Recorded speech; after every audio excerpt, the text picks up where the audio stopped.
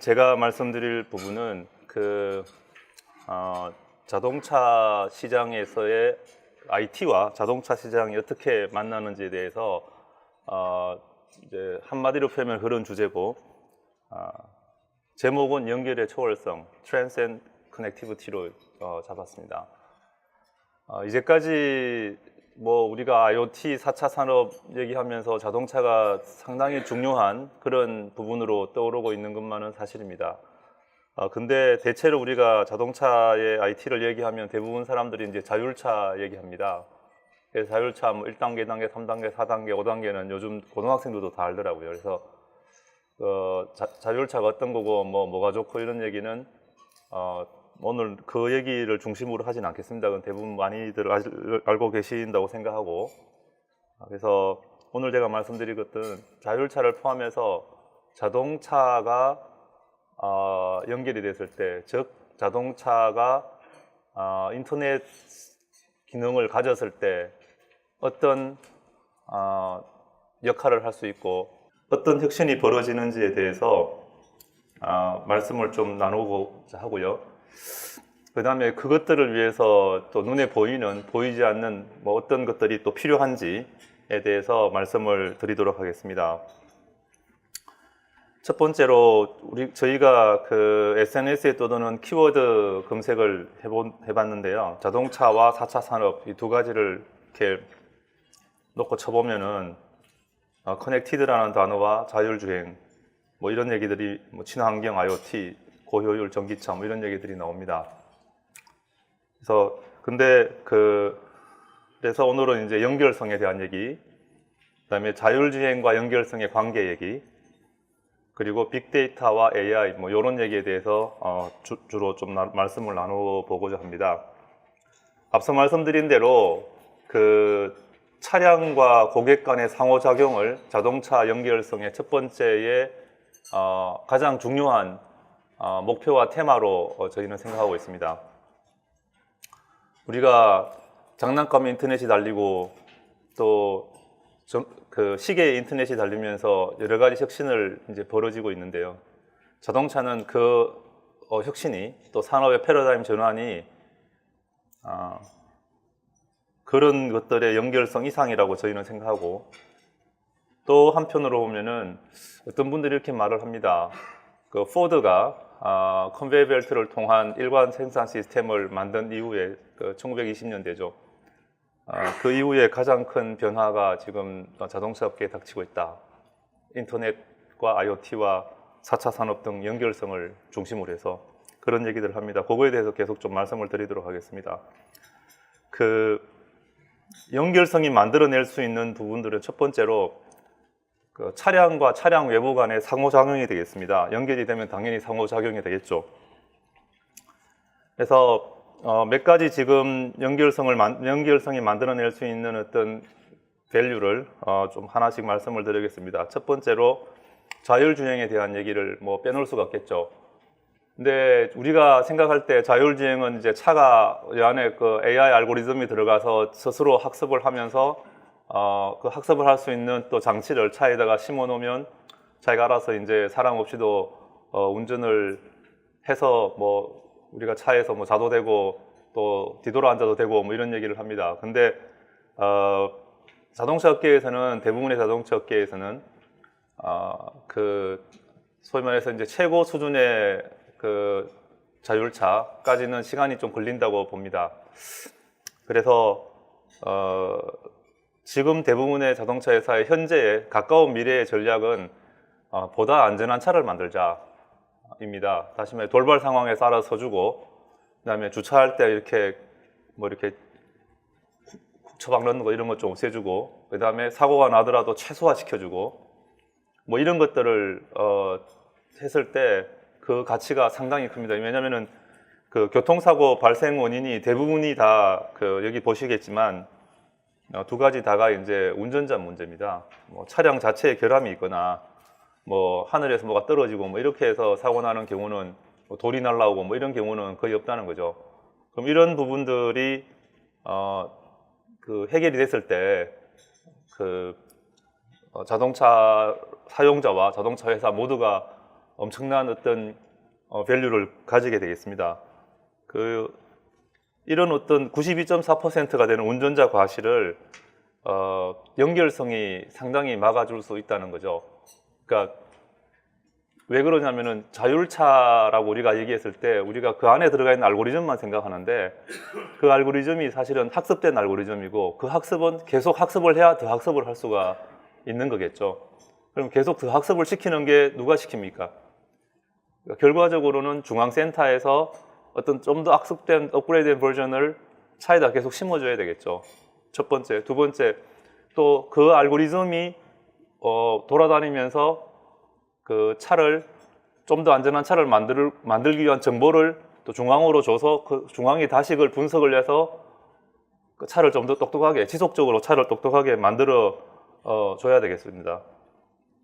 지금 이 자율주행 기술의 핵심이 되는 즉 다시 아까 말씀드렸던 식으로 더 똑똑하게 되기 위해서는 차 안에서는 센서와 제어가 두 가지가 필요하겠습니다.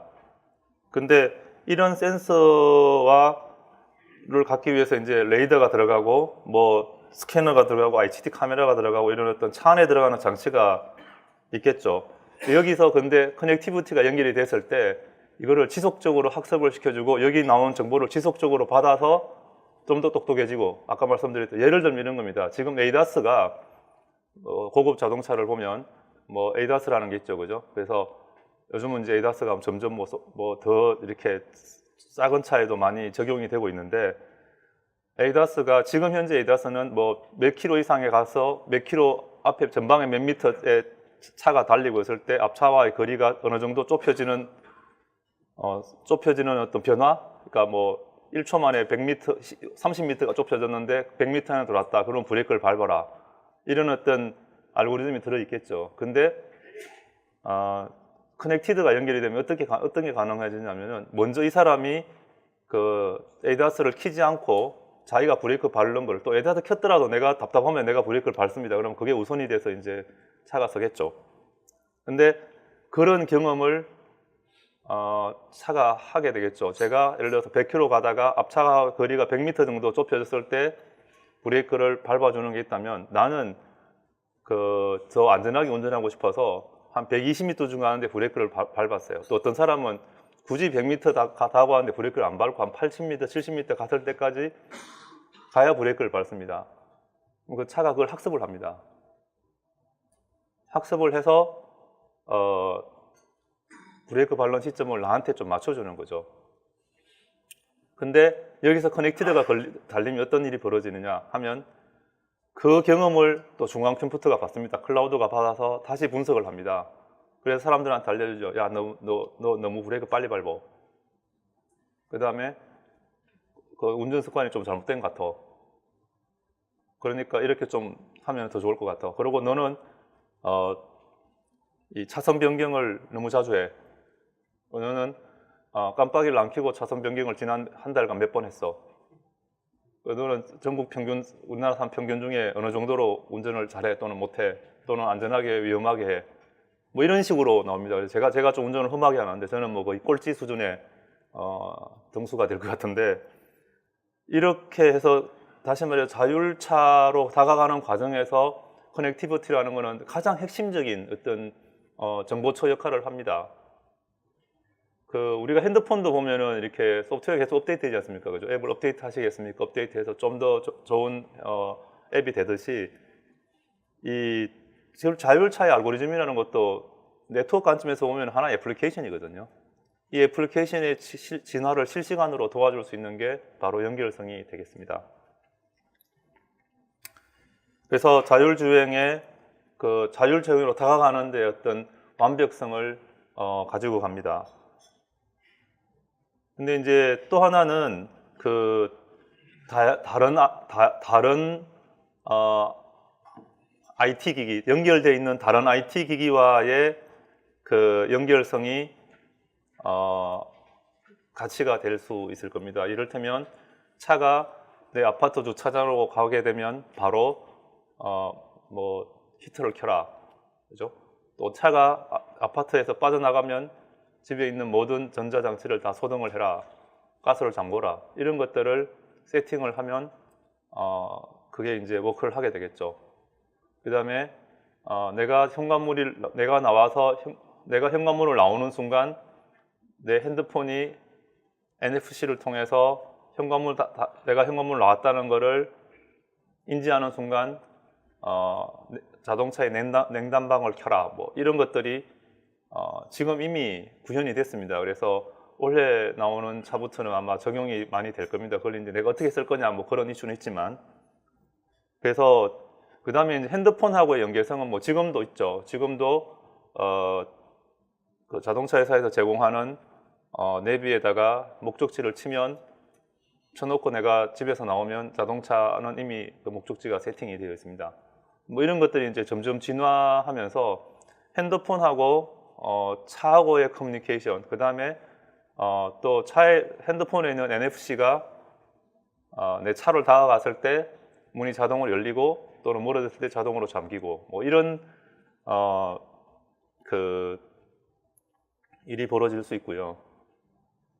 최근에 뭐 저희가 그 여러 산업들하고 이제 대화하면서 뭐 재미있는 아이디어가 나온 게 택배를 반품하는데 상당히 고통스럽습니다. 그 택배 반품하는 고객도 그렇고 반품받는 그 커머스 회사도 마찬가지입니다. 상당히 고통스럽고 반품률이 한 10%가 넘습니다. 한 7, 8% 된다 그러는데, 왜냐하면은 반품한 물건을 갖다 놓을 데가 없거든요. 그리고 그 물건을 픽업하러 오는 택배기사가 전화하면 아줌마들이 대체 전화 안 받습니다. 모르는 번호니까. 그래서 뭐 사전에 문자를 보내고 뭐 여러 가지를 하는데 통화 성공률이 한 30% 된다 그래요. 수학적으로 통화 성공률이 30%라면 한 5번을 걸어야 그 아줌마하고 통화가 되는 거죠. 그 통화가 된다 하더라도 시간을 맞춰야지 이제 되는 거죠. 그 다음 뭐 서로 고통스러운데, 뭐 그거를 오히려 택배회사가 저희한테 준 아이디어인데, 그거를 내가 차 트렁크에 넣어놓고 사무실에서 또는 집에서 차하고 멀리 떨어진 데서 그 버튼 안으로 트렁크만 열어줍니다. 그러면 그 택배 아저씨는 주차장 돌아다니면서 이제 그 반품 물건을 픽업하면 되겠죠. 그리고 차에 있는 카메라가 그걸 찍어서 가져갔다는 것들이 컨펌이 되고, 그러면 그게 다시 택배회사로 가서 그 물류들이 이제 훨씬 사람의 어떤 수고로움을 덜겠죠. 예를 들어서 이런 겁니다. 그래서 결국 이것들도 전부 다 인터넷이 달린 기기와 자동차와의 커뮤니케이션이 기술적으로는 뭐 그렇게 일어나는 거겠죠. 그래서 방금 말씀드린 대로 여러 가지 그 물건이 움직여지는 허브로서 자동차가 또 그러면은 내 차가 일종의 뭐 물류 사업의 일부 차지하는 거가 되겠죠. 그래서 그런 것들이 이제 만들어지는 거고요. 그 외에도 뭐 지금 우리가 자동차가 네트워크에 달리면서 모든 어떤 다른 네트워크에 달린 또는 네트워크에 필요로 하는 장치들과 연결이 되면서 뭐 여러 가지 다양한 재밌는 사업이 나올 수가 있을 겁니다. 그래서 자동차가 점점 모빌리티, 뭐 우리가 뭐 카시어링 이런 게 아니라 전체적인 인간의 모빌리티의 중심이 되면서 실질적으로 엔터테인먼트라든지, 그다음에 인카 페이먼트라든지, 그다음에 뭐 내가 하는 어떤 일의 프로덕티비티라든지, 커머스라든지, 뭐 커뮤니케이션이라든지 이런 것들이 가능하게 되겠습니다. 올해부터 인카 페이먼트가 이제 뭐 실시가 될 건데, 그러면 뭐 차가 주유소로 들어갈 때 내가 내려서 또는 뭐 주유원들한테 이렇게 카드를 주고받는 수고로움이 없어지겠죠. 그러면 뭐 주유원의 어떤 생산성이 한 2배 이상이 올라간다 그래요. 뭐 그런 것들이 이제 만들어질 수 있고, 좀 이따가 제가 말씀드리겠습니다만은 저희가 앞으로 이제 다양한 서드 파티들하고 같이 협업을 할 예정입니다. 그러면 현재 뭐 대기업에 있는 직원들이 상상을 할 수 없는 그런 재미있는 아이디어들이 세상을 또 바꾸는 아이디어들이 많은 어떤 벤처 스타트업들이 만들어내면, 저희들이 만드는 어떤 이런 허브 자체가 저희들이 상상을 못하고, 지금 여기 계신 분들, 저희들 포함해서 여기 계신 분들, 또 이 시대에 살고 있는 사람이 상상을 못한 것들이 많이 나올 수 있을 거라고 생각합니다. 그 다음에 여러 가지 원격 서비스를 또 말씀드릴 수가 있겠습니다. 지금 보면은 이 차량 상태를 원격에서 진단을 해서 다양한 원격 서비스를 이미 시작하고 있습니다. 일부 이미 시작하고 있는데 이게 앞으로 점점 진화가 될 수 있을 겁니다. 예를 들면 현재 브레이크 패드가 언제쯤 다를 거니까 언제 내로 당신은 갈아야 된다, 이런 서비스는 이제 곧 시작하고 있고 좀 고급차부터 이제 점진적으로 확대해 나갈 건데요. 이것들도 마찬가지로 차량의 진단 데이터를 차량을 이제 간단하게 진단을 해서 그 데이터를 클라우드에다가 옮기고 그 클라우드에서 분석을 해서 차에 다시 내려줍니다. 그러면 뭐 공기압, 뭐 브레이크 패드, 와이퍼 뭐 이런 것들은 와이퍼도 와이프 고무다란 걸 어떻게 하느냐, 소음 센서로 알아낼 수 있습니다. 그렇게 해서 그 소음 센서로 알아낸 데이터를 가지고 와이퍼를 뭐 전환 시점을 바꾸는 이런 것들도 되게 빠른 시간 내에 상용화가 됩니다. 이거 그렇게 어려운 기술이 아니거든요. 그래서 여튼간에 그 다음에 이제 예를 들어서 또 더 심각한 거, 이를테면 차에서 뭐 진동이 느껴진다, 소음이 느껴진다, 이런 것들을 중앙으로 보내주면 사람이 분석하지 않죠. 그 많은 뭐 몇백만의 차를 어떻게 사람이 분석했습니까? 그러면 그것들을 그런 진동의 어떤 그 파동이 어떤 고장하고 연관이 많은지를 찾아내서 이건 일시적인 현상이다, 또는 길이 울퉁불퉁해서 그렇다, 뭐 그런 것들을 제외하고 어떤 소위 말해서 데이터 분석 개념에서 보면 앱노멀티를 찾아내는 거죠. 그런 앱노멀티의 패턴이 다른 어떤 고장의 패턴하고 연관성이 높을 때 정비공장 빨리 가보세요, 뭐 이런 얘기를 할 수 있겠죠. 그래서 그런 데이터를 또 이제 진단을 하면 클라우드에 있는 중앙센터에 데이터가 쌓이고 분석을 통해서 그 AI가 또 똑똑해지게 되겠죠. 그러면서 더 정확한 진단 정보를 차에다가 줄 수가 있을 겁니다. 그래서 이게 이제 특히 전기차 같이 많은 소프트웨어로 연결되어 있고 대부분의 이제 소프트웨어로 차를 제어를 지금도 하지만 더 하게 될 텐데, 그렇게 되면 이제 소프트웨어로 제어되고 그와 연결되어 있는 네트워크가 연결되어 있는 그런 소프트웨어와 시스템들은 사실상 전부 진단과 그 다음에 예측 뭐 이런 것들이 가능해지게 될 겁니다. 그리고 그런 모니터링을 통해서 저희가 갖고 있는 이런 차를 운행하기 위한 여러 가지 소프트웨어들이 근본적으로 뭔가 개선이 필요했을 때 개선을 하고 OTA라고 그러죠. 그러니까 over the air 소프트웨어가 또 최신 소프트웨어로 이제 적용이 될 수 있을 겁니다. 또 한편으로 도로 상태를 저희가 감지할 수 있습니다. 저희가 최근에 이제 서울시하고 협의를 해서 곧 뭐 추진을 할 예정인데, 도로가 길에서 약간씩 유실이 되지 않습니까? 뭐 차를 다닐 수 정도의 유실이 되면 그걸 지자체는 알고 싶은데, 알고면 바로 가서 메울 건데, 그게 사고로 이어지지 않는 한 지자체는 알 수가 없습니다. 이게 뭐 수만 킬로 되는 길에서. 근데 저희는 자동차가 연결이 되어 있을 경우에 특정 지역에서 덜컹거림이 발견이 되면 그거는 도로가 문제가 있는 거거든요.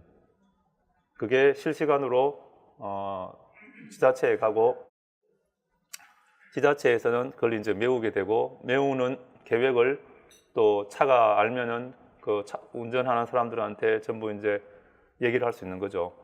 뭐 전방 100m 내에 도로가 유실됐습니다가 아니라 언제부터 언제까지, 모레부터 글피까지 여기서부터 여기 네가 가는 길에는, 이 길에는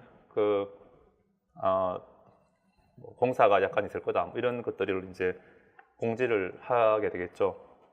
그래서 도로의 유실로 통한 어떤 위험과 코스트를 획기적으로 절감을 할 수가 있게 되겠습니다. 그래서 그건 사실 사회적 비용을 최소화할 할 수가 있겠죠, 여러 가지로. 그리고 올해 내년부터 또 이제 아까 제가 말씀드렸듯이 운전을 잘 하는 사람, 안전하게 운전하는 사람하고 안전하지 못하게 운전하는 사람이 지금 같은 보험료를 냅니다. 보험료는 사고율에 따라서만 달라질 수가 있습니다. 근데 내가 운전을 만큼 험하게 하느냐를 가지고 스코어링을 해서 그 스코어링을 기반으로 한 보험 상품이 아마 올해 출시가 될 겁니다. 그렇게 되면 참고로 저희들이 이제 여러 가지 사고와 운전 패턴을 분석을 해보니까 오늘 아침에 오셨는데 이렇게 하나 그 정보를 드리면 과속, 그 다음에 차선 위반, 그 다음에 깜빡이 안 넣고 급하게 이제 차선 변경을 하는 걸 요즘 말로 칼치기 그럽니다. 칼치기. 그다음에 깜빡이 안 넣고 차선 변경하기, 급제동, 급출발 중에서 저는 생각에 과속이 사고하고 연관성이 제일 높을 것 같은데 좋은 정보 하나 드리면은 급출, 급제동이 가장 사고율이 많습니다. 그래서 급출발, 급제동 하지 않으시면 뭐 약간 과속을 해도 사고는 좀 적게 나지 않을까 이렇게 싶고요. 그리고 뭐 또 중속에서의 어떤 가파른 속도 변화, 그것도 그렇게 높은 사고율하고 높은 연관성이 없더라고요. 그래서 우리가 생각할 때는 과속하는 사람하고 이렇게 순간 정속하는 사람들은 운전을 잘해서 그래서 아마 사고를 덜 내지 않나 뭐 이런 좀 생각도 해봤는데, 여튼 급제동, 급과속이 사고율과 연관성이 되게 많다는 빅데이터 분석을 할 수가 있었습니다. 그러면 급제동, 급과속을 많이 하는 사람, 상위 많이 하는 몇 사람은 보험료를 더 받거나 또는 덜 하는, 당장은 이제 덜 하는 사람들을 보험료를 깎아주는 그런 보험 상품이 나오게 되면 많은 사람들이, 여러분도 지금 마음속으로 이제 급제동, 급과속 좀 덜 해야 되겠구나. 덜 하게 되면은 사회 전체적으로 사고가 줄겠죠. 그래서 운전자의 안전운전을 궁극적으로 유도할 수 있는 뭐 이런 것들이 가능하게 되겠습니다. 그러면 다시 제가 처음에 말씀드렸듯이 자동차에 네트워크 연계됐을 때 다양한 비즈니스 모델이나 다양한 가치가 나올 수 있다고 여러분들한테 말씀드렸는데, 그 말씀을 드렸을 때 여러분들이 머릿속에서 상상하셨던 그런 것들이 지금 제가 말씀드린 게 다 아니잖아요, 그죠? 근데 이것도 저희가 뭐 몇 달 또는 1, 2년 고민한 것들이기 때문에 앞으로 3년, 4년이 지나면 지금 또 저희가 상상 못하는 되게 많은 가치들이 나올 수 있다고 한 번 더 말씀드릴 수 있겠습니다. 그 다음에 지금 여러분들이 중고차를 팔거나 살려고 사이트에 들어가 보면 이런 얘기를 해요. 1인 신조, 저는 한 명만 모른 차만 거래합니다. 어디 딜러 누구를 찾아주세요. 이렇게 합니다. 그럼 과연 한 명만 모른 차가 진짜로 잘 운전한 그 차 상태가 좋은 차일까? 소위 말해서 영어로 레몬일까? 아닐까? 우리는 알 수 있는 거는 대형 사고의 유무와 그다음에 몇 킬로 뛰는지, 그다음에 외관, 이것만 갖고 중고차를 삽니다. 또는 팝니다. 근데 실제로 그 차의 어떤 주요 부위가 얼마만큼 스트레스를 받았는지를 알 수가 있겠죠. 여러분 이제 상상이 되시죠? 제가 설명을 안 해도 클라우드 옮기고 그런 말씀 안 드려도 알 수가 있겠죠. 그러면 차가 어떻게 운전한 차가 가장 스트레스를 받은 차냐? 그 다음에 또 그를 가지고 소위 말해서 그 차 상태를 별점을 줄 수 있겠죠. 100점짜리 차, 80점짜리 차 이런 식으로. 그 다음에 지금 현재 여러 가지 차 개부하는 이런 비즈니스가 있는데요. 내가 오일을 갈았다 그러면 이제 오일 갈은 걸 영수증을 붙이는 거죠. 다 붙여가지고 이제 이렇게 해가지고 내면 그 차는 여러분들 그렇게 하시면 지금 당장도 차값을 한 3에서 5% 이상 더 받을 수 있습니다. 근데 그게 내 친구 영수증 받아올 수도 있고 할 수 있잖아요, 그죠? 가로로 만들 수도 있고. 인증된 데이터에 의해서 알 수 있다면 차를 더 비싸게 팔 수 있고, 또 차를 살 때 좀 더 믿고 살 수 있겠죠. 그러면 거래에 신뢰가 붙었을 때 거래 비용이 줄어들겠죠. 그러면 실제로 보면은 우리나라도 마찬가지지만 선진국들 보면 이미 또 차를 오래 타기 때문에 다들 중고차 거래 금액이 신차 거래 금액보다 더 큽니다. 전 세계 자동차 시장이 2,000조입니다. 2,500조 됩니다. 그러면 중고차 값이 아까 말씀드렸듯이 그렇게 차계율만 다 붙여도 3에서 5%더 받는데, 이런 스트레스 레벨을 다 측정해서 어떤 서티된 그런 차 상태를 알려주는 정보가 있다면 지금 저희가 서베이를 해보면 5에서 8% 정도 중고차 값이 올라갈 수 있을 것이다. 그런 차에 대해서는. 그럼 차를 오래 타겠죠, 더. 그럼 5%가 더 올라간다면 2,000조에 5%면 100조입니다. 2,500조에 5%면 125조죠. 예. 그 정도의 그 어마어마한 그 사회적 가치가 생기는 거죠. 이것들이 아까 말씀드렸듯이 차의 지난 몇 년간의 차의 운행 상태를 정확하게 안다면 이루어질 수 있는 상상입니다. 그래서 이런 차 관리를 하는데 내가 할 일은 별로 없죠. 나는 차에서 알려주는 야, 너 브레이크 패드 갈어, 뭐 타이어 갈어, 오일 갈어 이렇게 말을 하면 갈면 되는 거죠. 그리고 오일도 뭐 여러분 오일 몇 킬로마다 가느냐? 제가 자동차 회사에 입사한 지 1년 됐는데요. 저희 회사의 전문가들한테 물어봐도 되게 애매한 얘기를 합니다. 왜냐하면 그게 기후, 그다음에 운전 패턴 뭐 여러 가지에 따라 다 다를 수가 있거든요. 그리고 또 결국 오일은 점도를 보고 가는데 오일의 점도를 갖다가 자동으로 체크하기는 상당히 어렵다고 해요.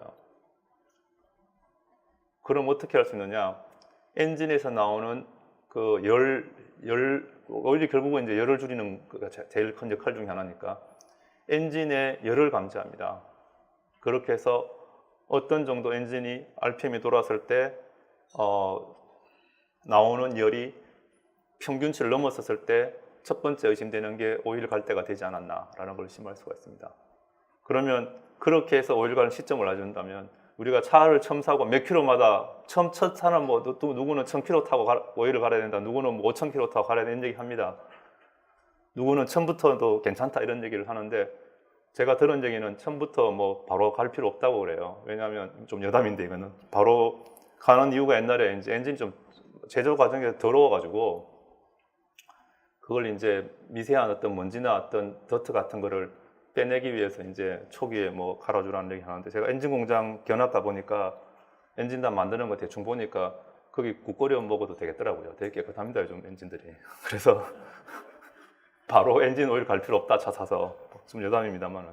예, 그런 것들을 엔진이 어느 정도 운행이 됐을 때에 생길 수 있는 열을 감지하면 오일 가를 시점을 상당히 높은 정확성을 갖고 추정할 수 있겠다. 물론 이게 진짜로 뭐 공학적으로 맞냐? 아닐 수 있죠. 그런데 경향성이 있으면 우리가 빅데이터 분석을 해서 어떤 사회적인 영향을 줄 때는 경향성을 갖고 말하는 거지 않습니까? 그죠? 예. 그래서 이제 이런 것들을 가지고 결과적으로는 차량 관리를 훨씬 더 편리하게 해줄 수 있고, 중고차의 가치를 올려줬다 그랬을 때는 사실 차라는 게 몇 년 타고 상당히 많이 강가돼서 팔고 이러면 나한테 꽤 중요한 자산이고 그 자산의 디프리시에이션은 내가 가진 어떤 자산보다 상당히 높은 디프리시에이션입니다. 이게 자동차라는 게. 근데 그것들을 이제 개선했을 때 뭐 자동차라는 게 훨씬 이제 밸류블한 그런 수단이 돼버리는 거죠.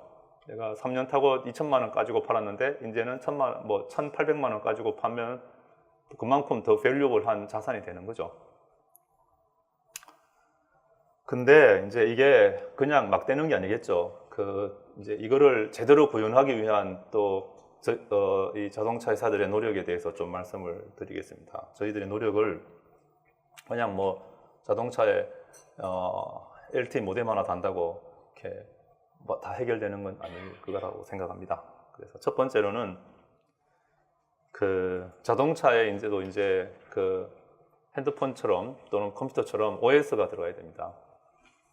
왜냐하면 아까 말씀드렸듯이 다양한 센서에서 나오는 정보를 그냥 다 받으면은요, 자동차가 만들어내는 현재의 차가 만들어내는 모든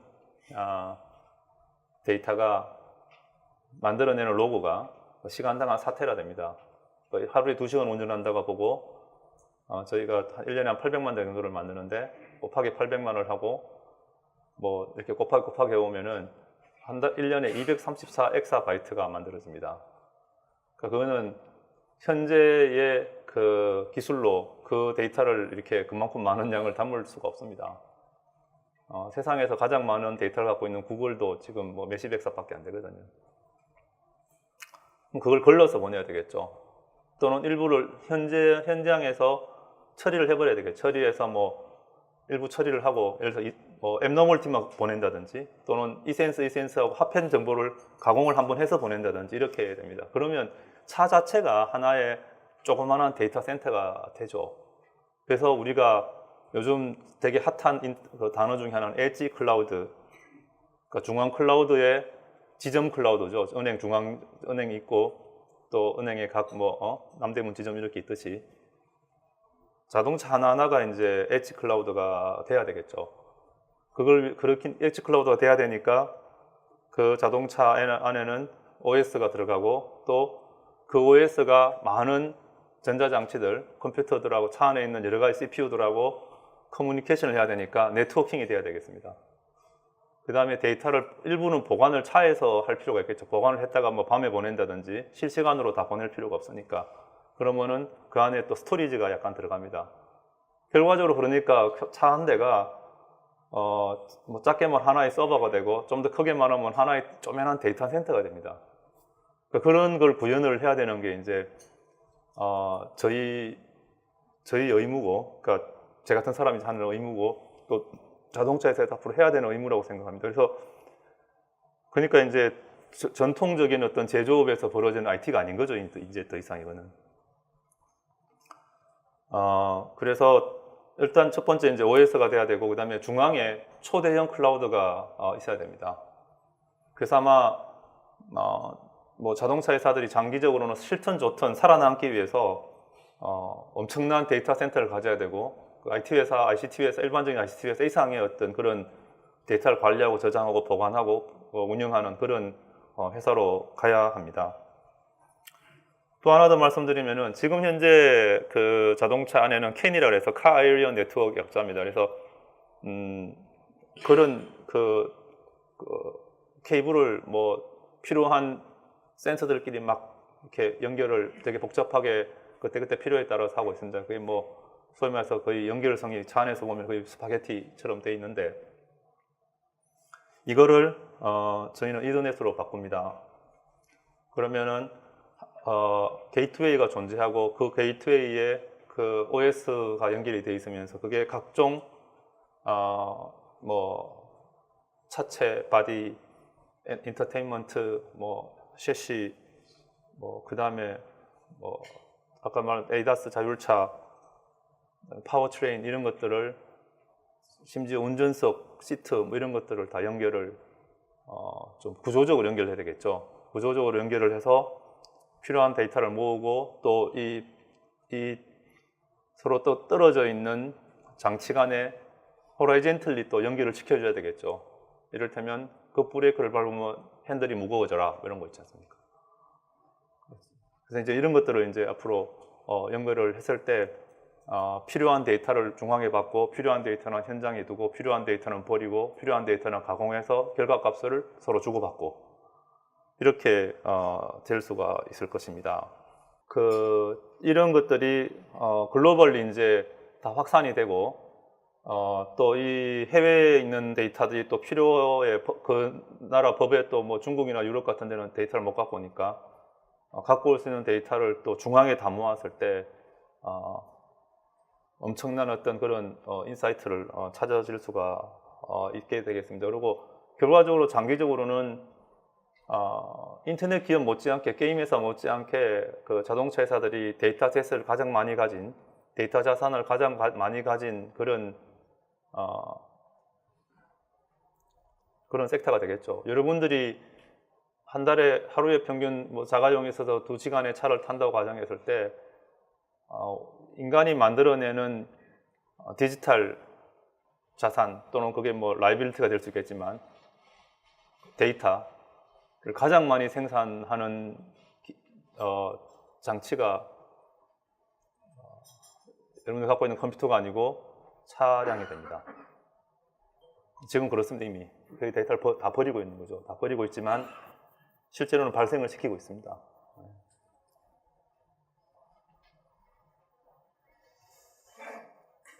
제가 지난번 CES에도 발표드렸는데 이렇게 많은 데이터를 저희는 그 법이 허락하는 범위 내에서 일반인에게 오픈을 할 예정입니다.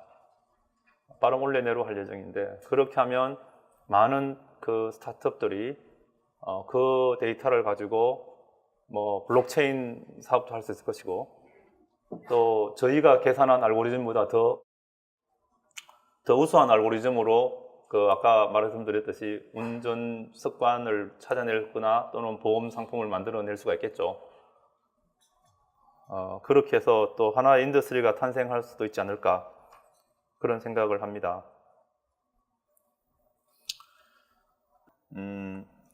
몇 가지 그 재밌는 사례를 좀 더 말씀을 드리겠습니다. 뭐를 또 말씀드리려 하느냐면은 우리가 빅데이터 얘기를 많이 하고 AI 얘기 많이 하는데, 그걸로 실제로 회사가 바뀌고 또 세상이 바뀌는 것들은 아직은 조금 부족합니다. 그래서 저희가 그 상당히 큰 빅데이터 팀을 운영을 이미 하고 있습니다. 그래서 그거를 제가 운영하면서 느끼는 게, 기술적으로 뭐 데이터 분석 기술 이런 것도 물론 중요한데, 사실은 진짜 중요한 거는 결국은 뭐 마찬가지지만 모든 사람이 그렇지만 어떤 데 페인 포인트가 있고, 그 어떤 어려움이 있고 어떤 페인 포인트가 있고, 그걸 어떻게 데이터로 한번 해결해 보자, 여기까지가 더 중요하더라고요. 그 다음부터는 상당히 요즘 엔지니어링 분석 기술이 좋아져 가지고 대부분 답을 찾아내더라고요. 그래서 많은 사례를 접하는 게 데이터를 가지고 문제 해결을 잘할 수 있겠다, 이런 생각을 하고, 또 하나는 우리가 AI 말을 되게 많이 하고 뭐 알파고 얘기도 있고 이러는데, 결국은 사실은 빅데이터 가장 쉽게 설명을 제가 드리면은 제가 내리는 그 속성, 특성, 정의는 뭐냐면, 데이터 분석을 막 열심히 뭐 해서 우리가 알지 못했던 거를 많은 큰 데이터, 뭐 과거에 상상을 못했던 큰 데이터 분석을 해서 문제 해결을 해내는 것들이 우리가 빅데이터 분석이라고 한다면, 그게 그 분석조차도, 분석해서 답을 내는 거, 답을 내서 그걸 실행을 하는 것조차도 데이터가 알아서 하면, 사람이 안 하면 그게 저는 AI라고 생각합니다. 그래서 그런 몇 가지를 포함한 여러 가지 자동차 회사에서 일어나는 분석 사례를 좀 말씀을 드리겠습니다. 뭐 되게 복잡하게 막 적혀 있는데, 간단하게 말씀드리면, 뭐 저도 엔지니어가 아니라서 제가 이해하는 수준으로 말씀드리면, 엔진에서 그 배기가스 또는 뭐 그 배기음이 나옵니다. 근데 이거를 그 산화질소를 뭐 줄이는 게 되게 중요하다 그러더라고요. 근데 그거를 줄이기 위해서 어떤 촉매를 넣는데, 촉매를 어느 지점에서 어떤 식으로 뿌리는지는 에 대해서는 상당히 실험실 데이터밖에 없고, 나쁘게 표현하면 감으로 이렇게 할 수도 있습니다. 근데 이거를 그 실제 차에서 벌어지는 것들을 이제 분석을 찾아내는 거죠. 찾아내서 이거를 수만 킬로를 달렸을 때 벌어지는 것들을 찾아내서 그 최적화를 시킵니다.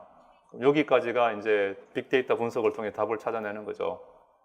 근데 한 번 더 나가서 어떤 조건이 어떻게 됐을 때 그 촉매를 뿌리는 양이 가장 최적화된다는 것을 계속 학습을 시켜서, 그 학습된 알고리즘을 엔진에 넣으면 엔진 자체가 학습이 되는 거죠. 그래서 엔진 자체가 차가 2만 킬로, 5만 킬로 타고 달리면서 지가 알아서 촉매를 뿌려줍니다.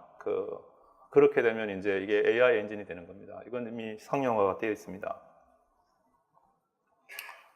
그 다음에 그 자동차에 여러 가지 뭐 깨작깨작 장치들이 있지 않습니까? 근데 그것들이 사실은 쓰지 않는 게 되게 많습니다. 또는 처음에 세팅해놓고 사람들이 그 다음부터는 이제 안 하는 게, 대표적으로 보면은 그 안개등이 있지 않습니까? 안개등을, 저도 뭐 그런데 안개등은 처음에 자기가 차를 사서 한번 이렇게 세팅해놓고, 아니면은 디폴트 값이 있으면 손 잘 안 됩니다, 그거. 근데 그거를 계속 바꾸면서 이제 조도를 바꿀 수 있는 이런 장치를 만들어 주기 위해서는 돈이 차 한 대당 뭐 소위 말해서 돈 10,000원이 들어갈 수가 있죠. 그러면 근데 그걸 우리가 분석을 해보니 사람들로 안 쓰다는 거죠, 그거를. 그래서 그거는 고정값으로 가자. 그렇게 했을 때 10,000원에 800만 되면은 연 800억이 절감이 됩니다. 그다음에 그걸로 인한 고장, 뭐 부품 이런 것들이 다 심플해지겠죠. 그렇게 해서 지난 한 3년간 그 불필요한 사양을 제거한 게 22가지 정도가 됩니다. 돈으로 따지면 뭐 연간 몇 천억이 됩니다. 연간 몇 천억이 넘습니다. 그게 빅데이터가 만들어내는 밸류들이 되겠습니다. 아까 말씀드렸듯이 그 주행 패턴을 가지고 이제 운전 지수를 만들어 내고 이것들도 원래부터 아마 잘하면 원래부터 상용이 될 것 같은데 이제 뭐 사회 볼 때 운전 점수 갖고 와라 이런 날이 또 있지 않을까 그런 농담 같은 상상을 또 해볼 수가 있겠습니다. 그다음에 아까 말씀드린 브레이크 패드의 마모 정도를 봐서 예측해서 이제 패드에 교체 시점도 알려주고 그 다음에 그 패드의 다른 정도를 가지고 급제동 패턴을 알 수 있다면 그 사람 또는 그 차의 급제동 정도를 랭킹을 매겨서 또 알려줄 수가 있겠죠. 뭐 그런 것들. 그 다음에 저희가 그 입사 지원서를 보통 대기업들이 한 번에 뭐 한 1, 2주 동안 10만 장씩 막 받습니다. 그걸 분석을 못 해요. 근데 이제 대부분 보면은 그냥 사실은 되게 날림으로 할 수밖에 없는데 현실적으로 입사 지원서에 나온 단어를 분석을 합니다.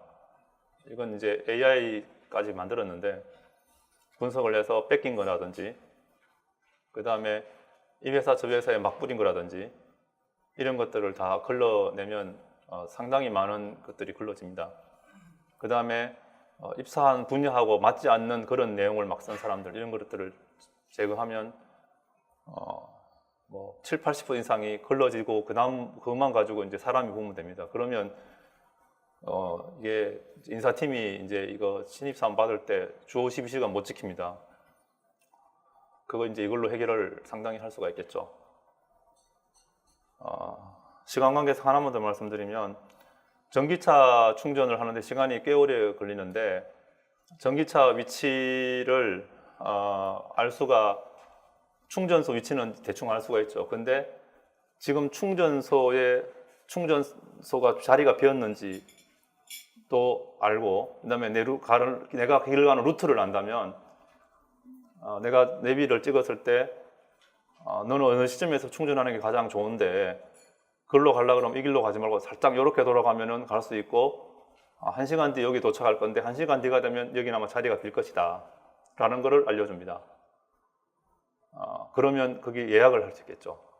그렇게 하면 실제로 전기차가 충전소 가서 기다리는 경우 되게 많은데 그런 경우를 미니마이즈 하면서 충전에 대한 스트레스를 이제 줄여주고 있고 또 이동 충전차들이 있습니다. 지금 현재 이동 충전차들의 배치를 또 스마트하게 해서 야 가는 길에 너는 충전소가 없다 그러면 내가 어느 시점에서 이동 충전기가 갈 테니 거기서 충전 한번 하고 가라 하고 언제쯤 가서 거기서 마저 충전을 해라 이런 어떤 스마트한 라우팅 시스템이 만들어지고 이건 원래부터 시작합니다. 그래서 이런 것들이 이제 저희가 빅데이터 또는 AI로 자동차 라이프를 바꾸고 산업 전체에 긍정적인 영향을 주는 어떤 사례들이 되겠습니다. 물론 뭐 이것 말고도 연간 100건 이상의 빅데이터 분석과 AI 시스템을 만들어내고 있는데 다음 기회에 또 있으면 또 더 재밌는 그런 사례를 갖고 또 찾아뵐 수 있도록 하겠습니다. 감사합니다.